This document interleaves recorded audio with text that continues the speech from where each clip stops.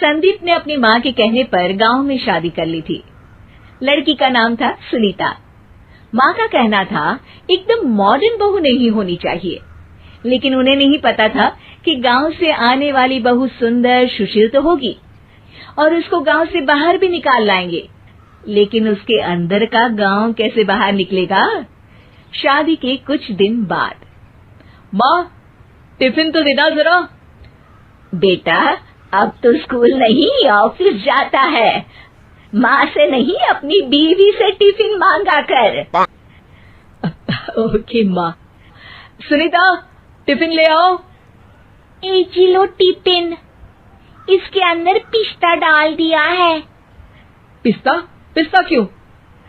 सास जी ने बोला था ना कि आपको पिस्ता बहुत पसंद है। ओहो, मैंने पिस्ता नहीं पास्ता बोला था, पास्ता। पास्ता? कहीं होता है पास्ता? अरे बेटी तू रहने दे, मैं बना दूंगी। अच्छा किया कि पाव भाजी बनाने का नहीं बोला, वरना किसी के पाव बना देती है। सुनीता को बुरा लगता है, लेकिन उसकी नादान हरकतें कम नहीं होती। ऐसे ही एक दिन, अरे तुमने ये क्या लगाया है? अरे आप वो फूस फूस करके लगाते हैं ना, वही। डियो? का दियो? किसको दियो? अरे वही ना जिससे खुशबू आती है। हाँ हाँ सही पकड़े हैं। अच्छा लेकर तो आना। कौन सा डियो लगाया तुमने? अभी लेकर आते हैं जी। संदीप की बात मानकर सुनीता अंदर से खुशबू वाला फुसफुस लेकर आती है। OMG! OMG मतलब ओ माय गणेश ना। अरे OMG छोड़ो, ये खुशबू वाला फुसफुस की बात कर रही थी तुम? हाँ इसी की, फिर से सही पकड़े हैं। अरे देवी, लेकिन आप सही नहीं पकड़े हैं, ये डियो नहीं है। डियो नहीं है तो क्या लियो है? अरे ये रूम फ्रेशनर है, जिसको कमरे में छिड़कते हैं, खुद पर नहीं। कोई बात नहीं, माँ कहती थी आत्मा किराएदार है, शरीर एक किराए का कर्म।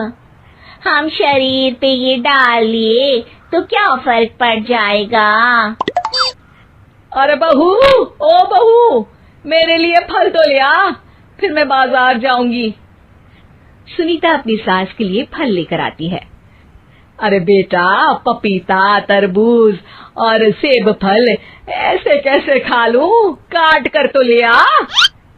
माँ जी, मेरे गांव में तो खेत से उठा के सीधा खा लेते हैं। अरे ये तेरा गांव नहीं है ना। अरे संदीप, तू ही कुछ समझा देना इसको बेटा। मैं कैसे समझाऊं माँ, ये तो माइक्रोवेव को भी भट्टी बोलती है। कल मैंने बोला हाय कैसी हो, तो बोलती है किसी को हाय नहीं लगानी चाहिए। अरे सुनीता, तेरा क्या होगा?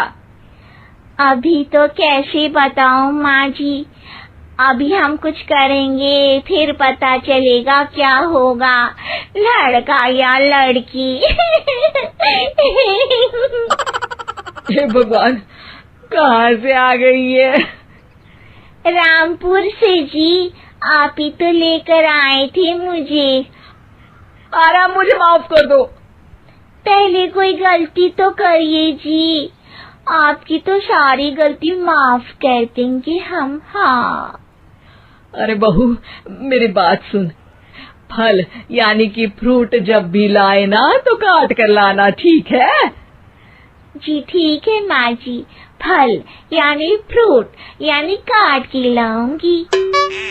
सुनीता रोज ही कोई ऐसी हरकत कर देती जिसकी वजह से उसे घर में 2 बातें सुननी पड़ती।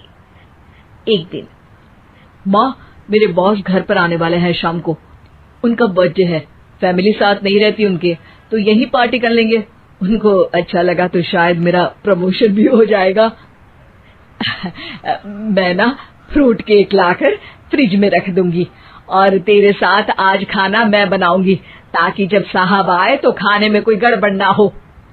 शाम को जब सारी तैयारियां हो जाती है, संदीप के साथ बड़े साहब भी घर आते हैं। फ्रूट केक तो ले आना बहू, फिर खाना खाएंगे। अरे इस सब की क्या जरूरत थी, आपने बुलाया वही काफी है। सर, आपका परिवार शहर में नहीं है तो हम ही आपके परिवार जैसे हैं सर। इतने में ही सुनीता फ्रूट केक लेकर आती है और बड़े साहब की टेबल पर रख देती है, और जैसे ही केक के ऊपर का बॉक्स हटाती है, ओह, ये क्या है? केक तो कटा हुआ है, मैं तो ऐसा नहीं लाई थी। आप मुझे शाबाशी दे सकती है माँ जी, मैंने ही केक काट दिया। आपने कहा था ना, फल यानी फ्रूट यानी हमेशा काट के लाना, तो फ्रूट केक भी तो फ्रूट ही है ना, तो मैंने पहले ही काट लिया, हूं ना मैं समझदार।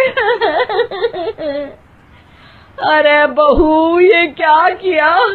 केक हमेशा वही काटता है जिसका जन्मदिन होता है। तुझे एक बात भी समझ नहीं आती, एक नंबर की बेवकूफ है। पूरा माहौल बिगड़ चुका था। संदीप को लगने लगा था कि साहब उसे प्रमोशन तो दूर की बात है, कहीं डिमोशन ना दे दे, लेकिन साहब बीच में ही बोल पड़ते हैं। अरे कोई बात नहीं, ये इनकी बेवकूफी नहीं है, इनका भोलापन है। बेटा आप कहाँ से हो?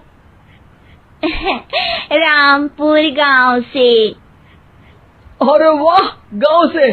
फिर तो आपके गांव में ताजे फल और सब्जियां मिलते होंगे।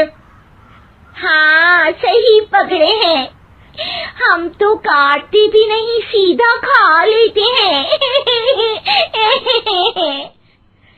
मैं ना एक बार तुम्हारे गांव घूमने जरूर चलूंगा।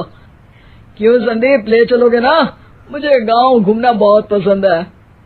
बस फिर क्या था, संदीप और सास दोनों खुश हो गए, क्योंकि साहब को सुनीता ने गांव की बात करके खुश कर दिया था। अब संदीप का प्रमोशन पक्का था। शिक्षा, कभी भी किसी भी गलती पर घबराना नहीं चाहिए। हो सकता है कि उस गलती की वजह से आगे बड़ा फायदा हो जाए।